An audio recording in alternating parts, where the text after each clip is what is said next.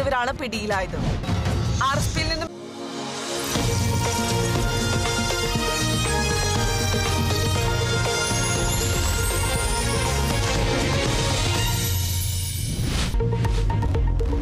തമിഴ്നാട്ടിൽ മന്ത്രിസഭ പുനഃസംഘടിപ്പിച്ചു. സെന്തിൽ ബാലാജി വീണ്ടും മന്ത്രിസഭയിൽ. ഉദയനിധി സ്റ്റാലിൻ ഉപമുഖ്യമന്ത്രിയാകും. ഉദയനിധിക്ക് ആസൂത്രണം, വികസനം എന്നീ വകുപ്പുകൾ കൂടി.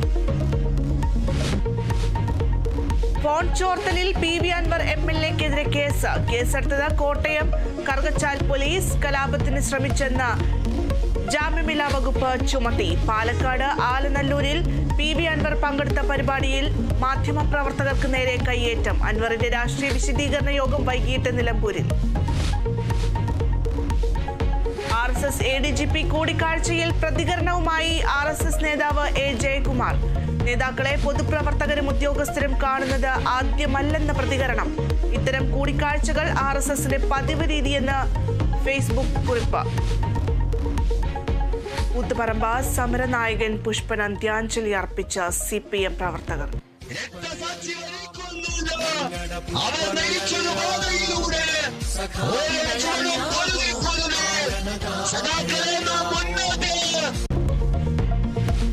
തലശ്ശേരിയിലും ചൊക്ലിയിലും പൊതുദർശനം. സംസ്കാരം വൈകിട്ട് 5-ന് കണ്ണൂർ ചൊക്ലിയിലെ വീട്ടുവളപ്പിൽ. ബലാത്സംഗ കേസിൽ നടൻ സിദ്ദിഖിന്റെ ജാമ്യാപേക്ഷ നാളെ സുപ്രീം കോടതിയിൽ. പ്രോസിക്യൂഷൻ അഭിഭാഷകരുമായി കൂടിക്കാഴ്ച നടത്തി ക്രൈംബ്രാഞ്ച് SP മെറിൻ ജോസഫ്. ബാലചന്ദ്ര മേനോൻ പീഡിപ്പിച്ചെന്ന നടിയുടെ ആരോപണം സംരക്ഷണം ചെയ്ത യൂട്യൂബ് ചാനലിനെതിരെ കേസെടുത്തത് അപകീർത്തിപ്പെടുത്തിയെന്ന ബാലചന്ദ്ര മേനോന്റെ പരാതിയിൽ.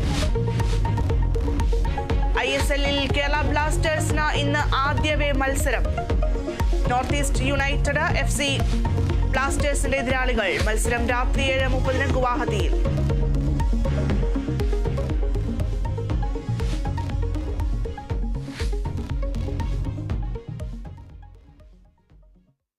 ഫോൺ ചോർത്തലുമായി ബന്ധപ്പെട്ട വിശദമായ വിവരങ്ങൾ IG-ക്ക് നൽകിയിട്ടുണ്ടെന്ന് PV അൻവർ MLA.